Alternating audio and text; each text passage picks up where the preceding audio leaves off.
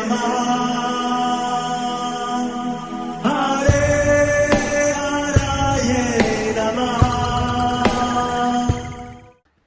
हरे कृष्णा जी, आप सबका बहुत बहुत स्वागत है। मंगलाचरण आरंभ करते हैं।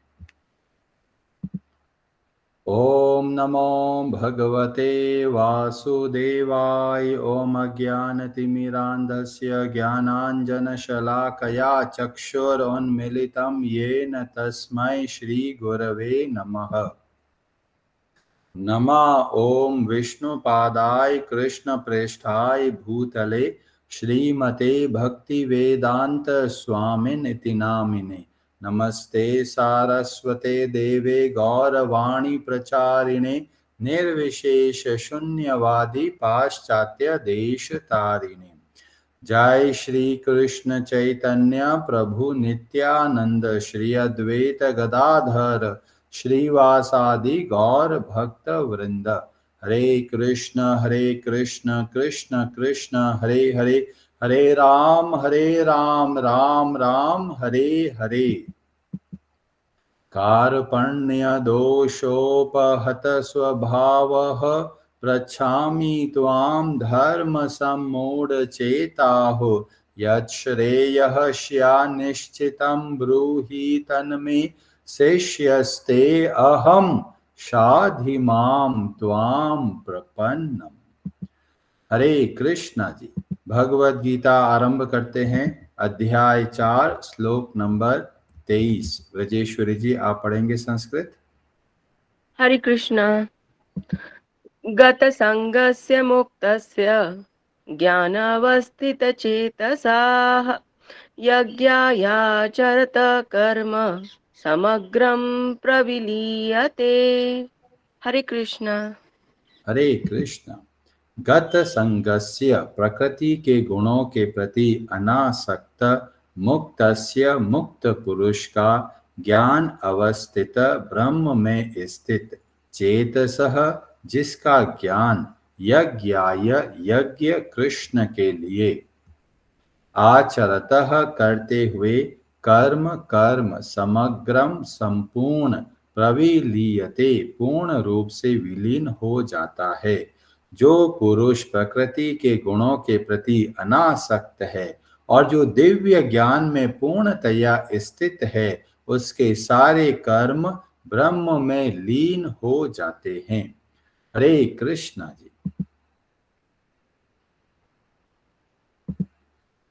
भगवान श्री कृष्ण परम दयालु है। वो वास्तव में केवल हमारे कल्याण के लिए कार्य करते हैं। जब वो अवतार लेते हैं तो भी हमको शिक्षा देते हैं और विशेषतया भगवद गीता के ज्ञान के द्वारा हम सबको शुद्ध करते हैं। यहाँ पर बताया गया कि ज्ञान अवस्थित चेतसः, तो हमने बहुत विस्तार से समझा कि ज्ञान का मतलब क्या होता है, किसको हम गुरु बोल सकते हैं। और कई बार लोग सोचते हैं बस गुरु जी का आशीर्वाद मिल जाएगा तो हमको ज्ञान मिल जाएगा, पर वास्तव में भगवद गीता पूरा तरीका बताती है कि गुरु से ज्ञान किस तरीके से लेना है। और ये हमारे लिए बहुत प्रेरणादायक प्रसंग है, क्योंकि बहुत सारे लोग सोचते हैं बस गुरु जी को प्रणाम कर दिया है, इससे हमारा जीवन में अच्छा सा चल जाएगा। कई लोग गुरु जी का आशीर्वाद लेने जाते हैं, सोचते हैं आशीर्वाद मिल गया हमारा काम काज अच्छे से हो जाएगा, या फिर हमारी बीमारी दूर हो जाएगी, या फिर जो हमारा अटका हुआ काम है वो पूरा हो जाएगा। पर वास्तव में गुरु का जो महत्व है वो उनका जो गुरु जब ज्ञान देते हैं तब वो वास्तव में उनका आशीर्वाद हमको देखने को मिलता है। तो केवल आशीर्वाद लेना ही नहीं है, क्या करना है? तो चौथे अध्याय के 34वें श्लोक में भगवान श्री कृष्ण बोलते हैं, तद विद्धि प्रणिपातेन। प्रणिपातेन का मतलब है सबमिशन के साथ में, समर्पण के साथ में। और जब कुछ बताते हैं तो ध्यान से सुनना है और ध्यान से सुनकर जीवन में परिवर्तन लेके आना है। अब गुरु जो होते हैं बहुत सारी बातें बताते हैं, और जब उसको जीवन में उतारने का प्रयास करते हैं तो बहुत सारी समस्या आ जाती है। जैसे बोला गया, सदैव कृतज्ञता का भाव रखो।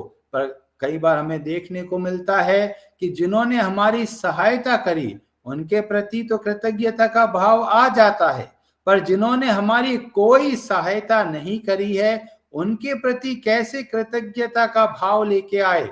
और अगर कोई व्यक्ति हमसे द्वेष करता है, हमको दुख पहुंचाता है, उनके प्रति कृतज्ञता का भाव रखना तो बहुत मुश्किल है। तो ये सब प्रश्न आने लगते हैं। क्यों? क्योंकि जब हम कृतज्ञता को जीवन में उतारते हैं तो हमको पता चलता है, अरे यहाँ तो समस्या है। और इसीलिए भगवान दूसरा शब्द का प्रयोग करते हैं, परिप्रश्नेन। हमको प्रश्न करना है, पहले कानों को खुला रखना है। कई लोग होते हैं, गुरु कुछ बताते हैं पर वो सुनते नहीं है। जो शिष्य होते हैं, सुनते सबकी है, करते अपने मन की है। तो ऐसे शिष्य वास्तव में ज्ञान नहीं प्राप्त कर सकते। और इसीलिए बताया गया, ध्यान से सुनना है और जैसा बोला है वैसा जीवन में उतारना है। जीवन में प्रयास करना है कि ये शिक्षा हमको मिली है, इस शिक्षा को हम अपने जीवन में उतारना है। और जैसे ही जीवन में उतारने को लगते हैं, तरह तरह के प्रश्न आते हैं। जैसे अगर कोई बहू होती है और उनको खाना बनाना है तो सास से पूछती भी खाना कैसे बनाना है, तो सास बोलती है सरल है, कुकर उठाओ, ये चावल डालो, ये सामान डालो, खाना बन गया। पर जब वो खाना बनाने लगती है तब पता चलता है, अरे बहुत भारी समस्या है, बहुत सारी चीजों का ध्यान रखना पड़ेगा। तो ये सब प्रैक्टिकल जब हम इसको जीवन में उतारते हैं तो हमारे अंदर ऐसे प्रश्न आते हैं जिसके द्वारा हम आगे बढ़ सकते हैं।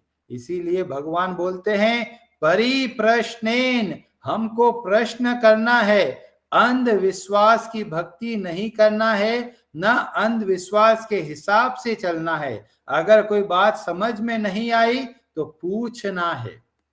और क्या करना है? सेवया, सेवा का भाव रखना है। सेवा के मूल के अंदर है कृतज्ञता का भाव, कि इनकी वजह से हमारे जीवन में इतना भारी परिवर्तन आया, मैं किस तरीके से इनकी सहायता करूं। तो ये जो सेवा का भाव आएगा, ये तभी आएगा जब कृतज्ञता का भाव होगा।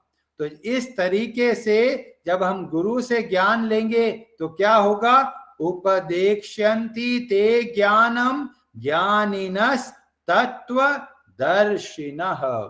जो ज्ञानी है, जिन्होंने तीनों तत्वों को समझ लिया है कि प्रकृति क्या है, भगवान कौन है और हम कौन है और इन सब का क्या संबंध है, ये अच्छे से समझा है, तो ऐसे लोग ही ज्ञान दे सकते हैं। आजकल बहुत सारे गुरु हमको देखने को मिलेगा जिनको अधिकतर किताबी ज्ञान है।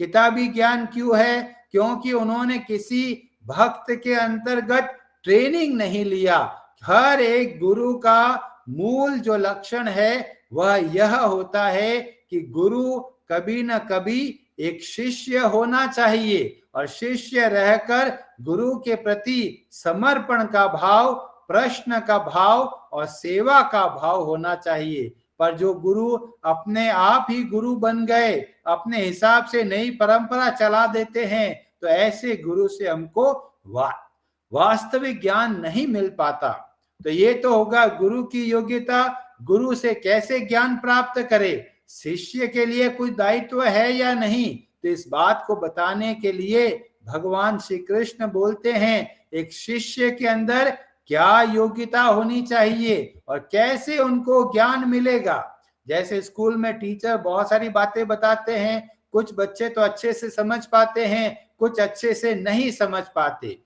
तो गुरु के ऊपर दायित्व है, शिष्य के ऊपर भी दायित्व है। और वो दायित्व क्या है? अध्याय 4 श्लोक नंबर 39 में बताया गया, श्रद्धावान।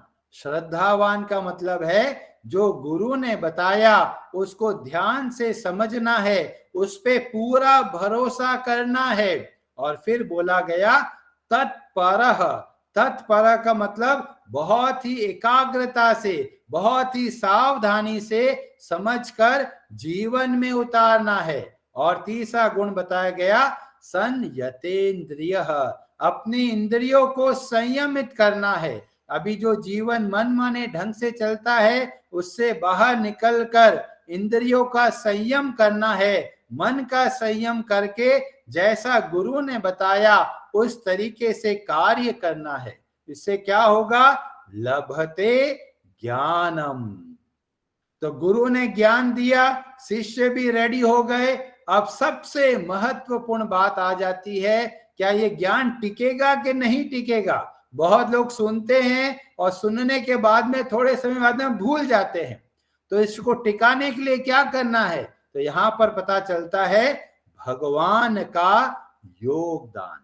तो गुरु का अपना महत्व है, गुरु का अपना दायित्व है, शिष्य का अपना दायित्व है, और भगवान अपना दायित्व खुद ही निभाते हैं। कैसे निभाते हैं? 15वें अध्याय के 15वें श्लोक में बोलते हैं, सर्वस्य च अहम हृदि सन्निविष्टो मत्तः स्मृतिर ज्ञानम अपोहनम च। वास्तव में ज्ञान कैसे मिलता है? मुझसे मिलता है। मत्तः स्मृतिर ज्ञानम। तो वास्तव में जो ज्ञान मुख्य रूप से देते हैं वह देते हैं भगवान श्री कृष्ण।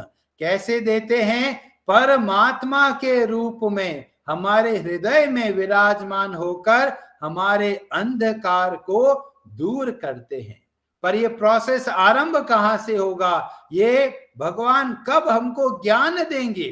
तो इसका वर्णन 10वें अध्याय के 9वें श्लोक में बोलते हैं। आरंभ होता है, मच्चित्त मदगत प्राणा बोधयन्तः परस्परम। जब गुरु भी भगवान श्री कृष्ण की भक्ति करते हैं और शिष्य भी भगवान श्री कृष्ण की भक्ति करते हैं, और दोनों जब मिलकर भक्ति करते हैं, तब क्या होता है? सबसे पहले होता है हृदय की संतुष्टि। और आगे चलकर फिर भगवान बोलते हैं 11वें श्लोक में, क्या बोलते हैं? तेषाम एवानुकंपार्थम। अब भगवान के पर क्या आ जाता है? उन दोनों पर बहुत कृपा करने का भाव आता है। और यहां पर बोला गया कंपार्थम, अनुकंपा, कृपा करने के लिए क्या करते हैं? भगवान की कृपा कहां से देखने को मिलती है? तो बताया गया अहम अज्ञानजम तमः। जो हमारे हृदय के अंदर अंधकार हो गया है, उस अंधकार को भगवान दूर करते हैं। और यह है भगवान की अनुकंपा, यह है भगवान की कृपा। क्योंकि कई लोग सोचते हैं अरे भगवान की बहुत कृपा है, हमारा व्यापार बहुत बढ़िया चल रहा है, हमारे जीवन में बहुत स्वास्थ्य है, परिवार में बच्चे अगर सब सेटल हो गए हैं। ये वास्तव में भगवान की कृपा नहीं हुई। भगवान की कृपा होती है जब हमारे हृदय के अंदर जो तम है, जो अंधकार है, वह दूर हो। और भगवान खुद क्या करते हैं? नाश्यामी आत्म भावस्थो। भगवान खुद हृदय में विराजमान होकर नाश करते हैं। किसका नाश करते हैं? तमः, उस अंधकार का। और कैसे नाश करते हैं? ज्ञान दीपेन भास्वता। जब हम भगवान की भक्ति करते हैं एक भक्त के सानिध्य में, और उनसे हम शिक्षा लेते हैं, ट्रेनिंग लेते हैं, तब भगवान हमारे हृदय में जो विराजमान है वो वास्तव में ज्ञान का दीपक जलाते हैं। और उस ज्ञान के दीपक की वजह से हमारा अंधकार दूर होता है, जिसको बोलते हैं अज्ञान।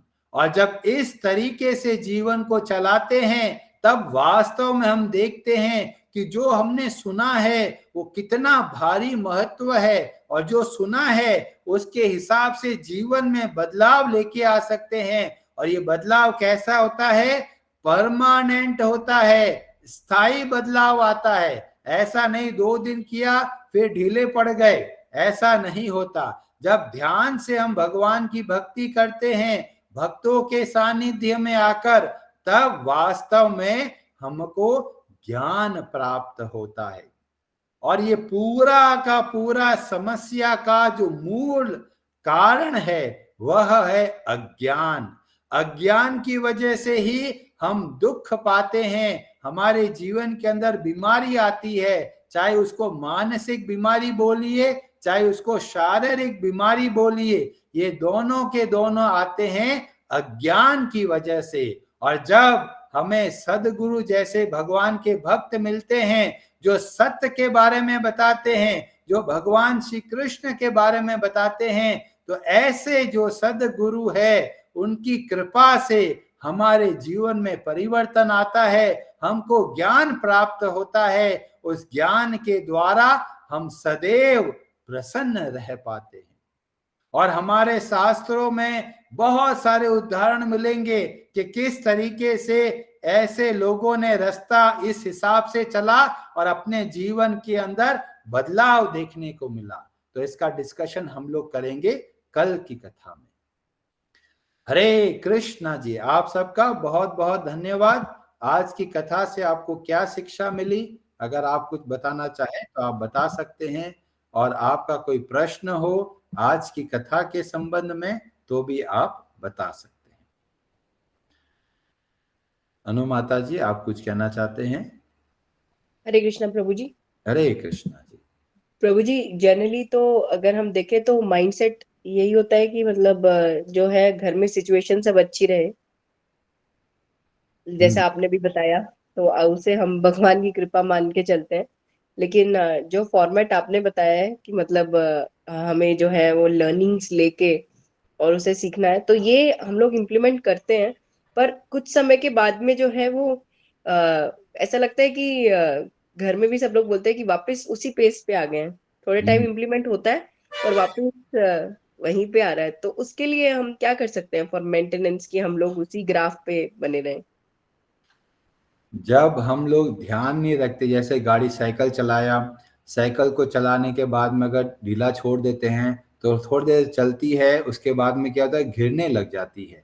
तो ये संसार का स्वाभाविक नियम है कि अगर हम कुछ नहीं करेंगे तो धीमे धीमे पतन के रास्ते पे चले जाते हैं। और इसीलिए हमको जरूरत है सावधानी से जीवन को चलाना है, नियमित रूप से प्रेरणा लेना है, और हर रोज ध्यान रखना है कि जो गलती हमने पहले करी है क्या वो गलती वापस तो नहीं आ रही। इसीलिए हमारे जो आचार्य हुए, जैसे कि रूप गोस्वामी जी, उन्होंने बताया कि जब हम भक्ति करते हैं कैसे करना है, बहुत उत्साह से करना है। जब उत्साह होगा और धैर्य होगा तो ही हम भक्ति में आगे बढ़ पाएंगे। पर कई लोग होते हैं कहते जी हम तो भक्ति करते हैं, तो या तो उनका उत्साह कम हो गया या फिर उनके अंदर उतना धैर्य नहीं है। इसीलिए हमारे आचार्य हमको सावधान करते हैं कि हर रोज कार्य करना है, भगवान की भक्ति करनी है, बहुत उत्साह के साथ और बहुत ही धैर्य के साथ में। धैर्य का होना बहुत जरूरी है, क्योंकि कई लोग सोचते हैं अरे प्रभु जी हम तो इतना जप करते हैं फिर भी हमारा मन विचलित हो जाता है। तो हमारे आचार्यगण बताते हैं धैर्य रखिए, क्योंकि इतने जन्मों का जो गंदगी है उसको साफ होने में समय लगता है। तो क्या करना है, उत्साह और धैर्य से हमको भक्ति के नियमों का पालन करना है। जी प्रभु जी, हरे कृष्ण। हरे कृष्ण। और कई लोग बोलेंगे प्रभु जी उत्साह कैसे आएगा? उत्साह तब आता है जब ऐसे भक्तों से जुड़ते हैं जिनके अंदर बहुत उत्साह है। तो दूसरे भक्तों को, ऐसे भक्तों से जुड़िए जो बहुत उत्साह से भगवान की सेवा करते हैं, भगवान की भक्ति करते हैं। तो उनके उत्साह को देखकर हमारे अंदर भी उत्साह की भावना आती है।